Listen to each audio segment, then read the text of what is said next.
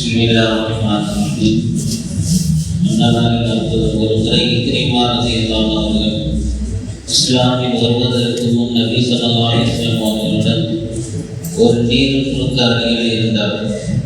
மறுக்கரையில் இருந்த ஒரு பெரும் பாறையை சுட்டிக்காட்டி, தாங்கள் நபி என்பது உண்மையில் அதோ அந்த பாறையை இக்கரைக்கு அழையுங்கள், அது நீந்தி வருவதை பார்ப்போம் என்றார்.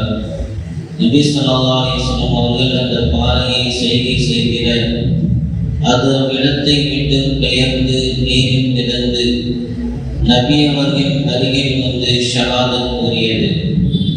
இக்ரிமாவிடம் உமக்கு இது போதுமா என்றார்கள்.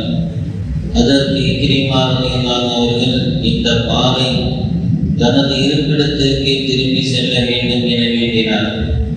நபி அவர்கள் மறுபடியும் செய்கை செய்ய அது மீண்டும் பழைய இடத்திற்கே சென்றது. ஆனால் இக்ரிமா முஸ்லீம் ஆகவில்லை. என்றாலும் மக்கா வெற்றியின் பொழுது இஸ்லாத்தில் இணைந்தார். ஒரு ஃபர்லை பற்றி, மாதவிலக்குள்ள பெண்களும் குளிப்பு கடமையானவர்களும் பள்ளிவாசலுக்குள் நுழைய அறவே அனுமதி இல்லை என நபி ஸல்லல்லாஹு அலைஹி வஸல்லம் கூறினார்கள்.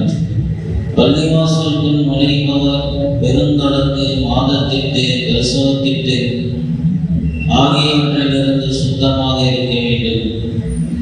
ஒரு சுண்ணத்தை பற்றி நபி ஸல்லல்லாஹு அலைஹி வஸல்லம் ஒரு நோயாளி நலம் விசாரிக்க செல்லும் பொழுது இந்த துஆவை ஓதுவார்கள். லா மக்ஸத் அமூருன் இன்ஷா அல்லாஹ், பயப்படாதே, இன்ஷா அல்லாஹ் நலம் பெறுவீர். ஒரு முக்கிய அமலின் சிறப்பு, விதவைகளுக்கும் ஏழைகளுக்கும் உதவுவோர் அல்லாஹ்வின் பாதையில் அறப்போர் புரிந்தவராவார் என நபி ஸல்லல்லாஹு அலைஹி வஸல்லம் கூறினார்கள். ஒரு பாவத்தை பற்றி குர்ஆனில் அல்லாஹ் தஆலா கூறுகிறார், நிச்சயமாக அல்லாஹ் தனக்கு இணை வைக்கப்படுவதை மன்னிக்க மாட்டார்.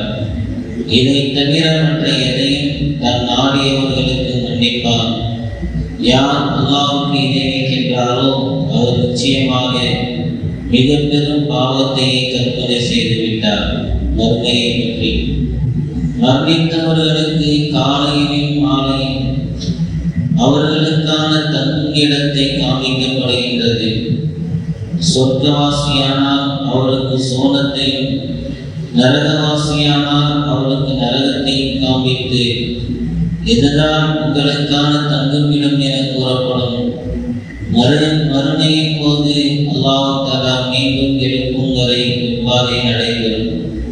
நபி வழிமருத்துவம், நிவாரணம் அளிக்கக்கூடிய இரண்டு பொருட்கள், அதாவது தேன் மற்றும் குர்ஆனை பற்றி பிடித்திடுங்கள் என நபி ஸல்லல்லாஹு அலைஹி வஸல்லம் கூறினார்.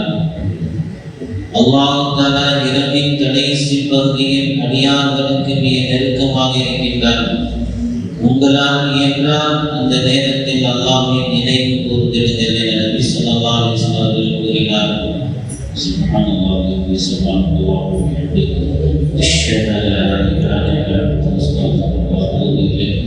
சுப்ஹான ரப்பிக ரப்பில் இஸ்ஸத்தி அம்மா யசிஃபூன், வ ஸலாமுன் அலல் முர்ஸலீன், வல்ஹம்துலில்லாஹி ரப்பில் ஆலமீன்.